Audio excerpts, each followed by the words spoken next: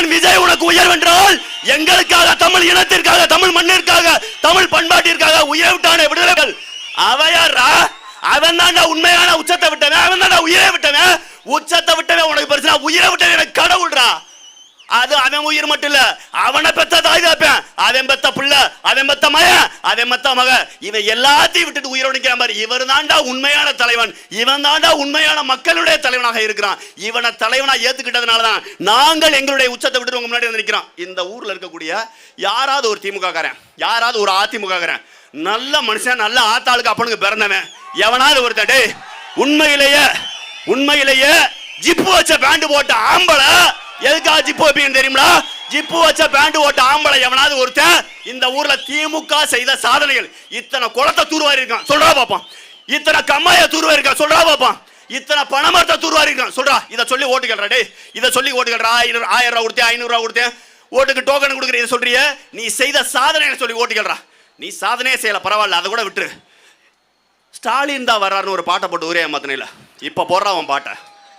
ஸ்டாலின் தான் வர்றாருன்ற பாட்டை போட்டு பாளையங்கோட்டை பக்கம் போய் பாடுறா பாப்போம். உன்னால முடியுமா? இதெல்லாம் உன்னால முடியுமா? நீங்க ஒண்ணு தெரிஞ்சுக்க உறவுகளே, இந்த மக்கள் இந்த கூட்டத்தில் நிற்கிறீங்க, இந்த கூட்டத்தில் இருக்கக்கூடிய அறிவார்ந்த சகோதரர்கள் நான் கேட்கல.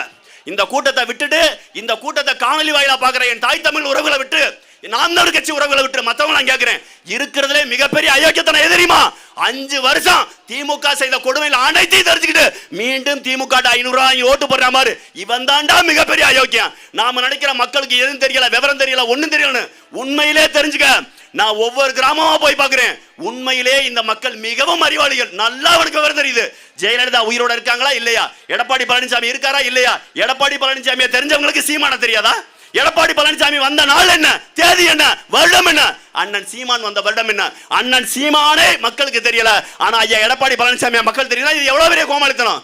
நீங்க ஒண்ணு தெரிஞ்சுக்க, இந்த மக்கள் அனைத்தையும் தெரிஞ்சவர்கள். அவனுக்கு நல்லா தெரியும் இங்க இருக்கக்கூடிய எல்லா பிரச்சனையும் தெரிஞ்சும் அவன் மீண்டும் மீண்டும் செய்வதற்கான காரணம் சுயநலம். இந்த சுயநலவாதிகளுக்காகத்தான் நான் போராடிக்கிட்டு இருக்கான். ஆனா ஒண்ணு தெரிஞ்சுக்குங்க, நாம் தமிழர் கட்சி என்ற ஒரு கட்சி அரசியல் என்ற தூய துறை, இந்த தூய துறையை தூர்வாருவதற்காக வந்திருக்கான். அரசியல் என்ற தூய துறை மக்களுக்கு செய்ய வேண்டிய தேவை. நீங்க நல்லா தெரிஞ்சுக்க. பாருங்க, கதுவாளி கதைன்னு ஒண்ணு இருக்கு. கதுவாளி கதை நிறைய பேர் இதில் கேள்விப்பட்டிருக்கேன்னு நினைக்கிறேன். திமுக அதிமுக கூட நம்ம விட்டுறலாம். இந்த கதுவாளி கதைங்கிறது, ஒரு கதுவாளி வியாபாரி இருந்திருக்காரு. அவர் சந்தையில் கொண்டு போய் கதுவாளியை விற்றுருக்காரு. ஒரு 1000-2000 கதுவாளியை வச்சு விற்றுக்கிட்டு இருந்திருக்காரு. அந்த கதுவாளிகளோட விலை, ஒரு கதுவாளியோட விலை 250 ரூபா 200 ரூபா, அதனுடைய உருவத்தை பொறுத்து, எடையை பொறுத்து. ஒரே ஒரு கதுவாளியை மட்டும் கூண்டுக்குள்ள அடைச்சி வச்சிருந்திருக்காரு. அந்த கதுவாளியின் விலை 1 லட்சம் ரூபாய். அப்போ அந்த சந்தைக்கு போன மக்கள் கேட்டிருக்கேன், இதுவும் கதுவாளி தான், அதுவும் கதுவாளி தான், இதை மொத்தமாக அடைச்சி வச்சிருக்க, அதை தனியாக கூண்டுக்குள்ள அடைச்சி வச்சிருக்க. இந்த கதுவாளி 200 ரூபா 250 ரூபா, அந்த கதுவாளி மட்டும் ஏன் 1 லட்ச ரூபான்னு இருக்கேன். அப்போ தான் சொல்லியிருக்கேன், இந்த 1000-2000 கதுவாளி அப்புறம் பிடிக்கிறதுக்கு உதவுனதே அந்த ஒத்த கதுவாளி தாண்டான்னு.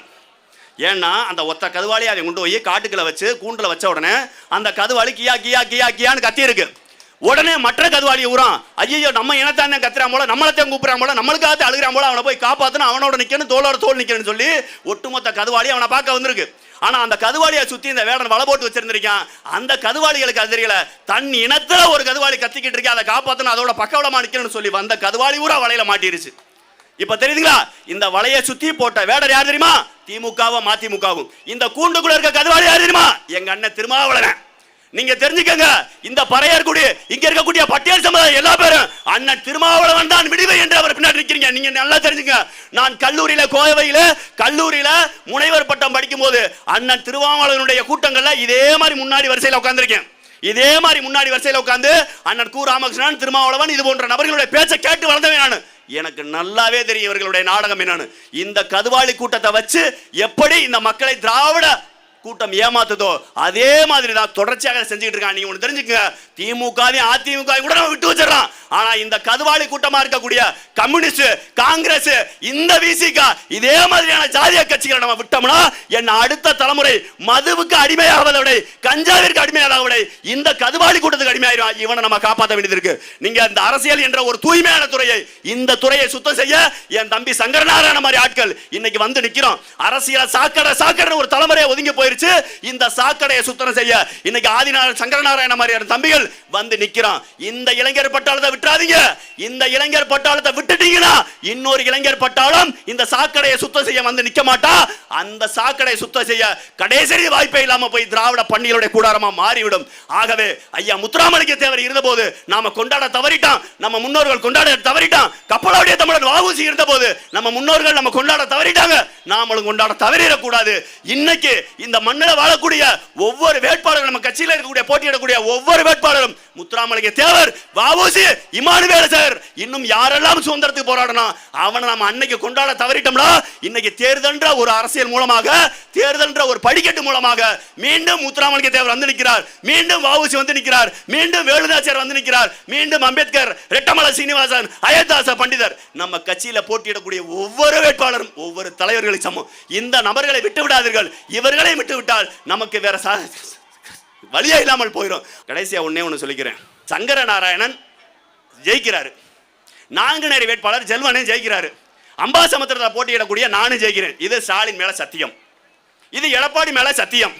இது இசக்கி சுப்பையா மேல சத்தியம். இது சபாநாயகர் அப்பாவு மேல சத்தியம். ஐயா இந்த காணொலியை பார்க்கிற திமுக காரன், அதிமுக காரன் நல்லா பாத்துக்க. நான் அவங்கள சத்தியம் பண்ணிட்டேன். தெரிஞ்சது தெரியாமல சத்தியம் பண்ணிட்டேன். நான் ஜாமி அதிகமா கும்பிடுறேன். நான் சத்தியம் பண்ண ஜெயிக்காட்டு இவங்க 4 பேரும் செத்து போயிடுவாங்க. ஒழுங்கு மரியாதையா அந்த காணொலியை பார்க்கக்கூடிய திமுக காரன், அதிமுக காரன் எல்லாம் எப்படியாவது எங்களை ஜெயிக்க வச்சிருக்க. நான் தெரியாம சத்தியம் பண்ணிட்டு ஆனா என் சத்தியம் பலிக்கும்.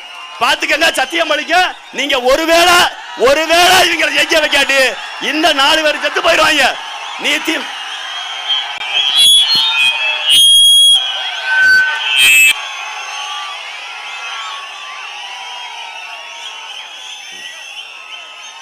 அப்ப திமுகவினுடைய தலைவரும் அதிமுகவினுடைய தலைவரும் இசக்கி சுப்பையாவும் ஐயா சபாநாயகர் அப்பாவும் உயிரோட வாழணும்னா நான் சத்தியம் பண்ணதை ஜெயிக்கணும். நான் சத்தியம் பண்ண நபர்கள் ஒருவேளை தோத்துட்டானா, ஒருவேளை எங்க வேட்பாளர்கள் தோத்துட்டாங்கன்னா நான் சத்தியம் பண்ண 4 தலைவரும் செத்து போயிடுவான். ஆகவே திமுக காரன், அதிமுக காரன் இந்த காணொலியை பார்த்துட்டு இந்த ஒரே ஒரு தடவை மட்டும் அவங்க உசுர காப்பாத்துறதுக்காக எங்களுக்கு ஓட்டு போடுங்க. நீங்கள் வாக்கு செலுத்த போகும்போது ஒண்ணே ஒன்று தெரிஞ்சுங்க. நீங்க வாக்கு செலுத்த போகும்போது நீ செலுத்தக்கூடிய வாக்கு என்பது வெறுமன வாக்கு அல்ல. நீ அடுத்த தலைமுறைக்கு கொடுக்கக்கூடிய வாழ்க்கை, உன் மகளுக்கும் உன் மகனுக்கும் உன் பேரனுக்கும் உன் பேத்திக்கும் நீ கொடுக்கக்கூடிய வாழ்க்கைன்னு சொல்லிட்டு ஓ விரல் நடுங்கணும், உன் கை நடுங்கணும். அந்த ஓட்டு பெட்டியை இதுக்கு முன்னாடி நீ வெறும் திருவிழா பெட்டியா பார்த்திருப்ப. இன்னைக்கு போய் நீ பார்க்கல நான் செலுத்த போகும் ஒத்த ஓட்டுல என் மகன், என் மகள், என் பேரன், என் பேத்தி இவருடைய வாழ்க்கையை தீர்மானிக்க போறேன்னு சொல்லிட்டு ஒரு தடவை நாம் தமிழர் கட்சியினுடைய விவசாய சின்னத்தை அழுத்து, ஒரு தடவை நாம் தமிழர் கட்சியினுடைய விவசாய சின்னத்தை அழுத்து ஒரே ஒரு உத்தரவாதத்தை உங்க முன்னாடி கொடுத்துட்டு போறேன். 5 வருஷம் ஒரு முறை எனக்கு வாக்கு செலுத்தி 5 வருஷத்தை தமிழ்நாட்டு ஆளுவதற்கு ஒரு வாய்ப்பு கொடு. அடுத்த முறை உன்னிட்ட தேர்தலில் ஓட்டு கேட்கணும். ஒரு நாம் தமிழர் பிள்ளைய வரமாட்டான், ஒரு நாம் தமிழர் கட்சி வேட்பாளர் வரமாட்டான். 5 வருஷத்துல நாங்கள் செய்யக்கூடிய மக்கள் பணியை பார்த்து நீயே தேடி தேடி எத்தனை சின்ன வேணாலும் தேர்தலை மாத்திடும், எத்தனை சின்ன வேணாலும் தேர்தலை மாத்திடும். ஆனா நீ தேடி தேடி வாக்களிக்கக்கூடிய ஒரே நபர் அண்ணன் சீமானாகவும் அண்ணன் சீமானுடைய தம்பிகள் பிள்ளைகளாகவும் மட்டும்தான் இருக்கா. ஒண்ணு தெரிஞ்சுக்க, இங்க இருக்கக்கூடிய அண்ணன் சீமான் என்பவர் வெறுமன சீமான் அல்ல. ஒவ்வொரு 100 ஆண்டுகளுக்கும் ஒரு தலைவன் வருவான். அப்படி உருவானவன் தான் என் தேசிய தலைவர். அந்த பிரபாகரன் உருவாக்கிய இயக்கம் விடுதலை எப்படியோ அதே மாதிரிதான் தமிழ்நாட்டில் நாம் தமிழர் கட்சி என்பது மற்றும் ஒரு விடுதலை. எப்படி ஈழத்தில் தேசிய தலைவர் பிரபாகரன் உலக தமிழ் இனத்திற்கு ஒற்றை தலைவனும் அந்த தலைவனுடைய மறு வடிவம் தான் என் அண்ணன் சீமான். இந்த வாய்ப்பை இழந்துடாதீங்க, மறந்துடாதீங்க. உங்களுடைய சின்னம் விவசாயி, விவசாயி, விவசாயி. நன்றி, வணக்கம். தமிழ் தேசிய இனத்தின் ஒற்றை நம்பிக்கை அண்ணன் செந்தமிழன் சீமான் அவர்கள் உங்களோடு.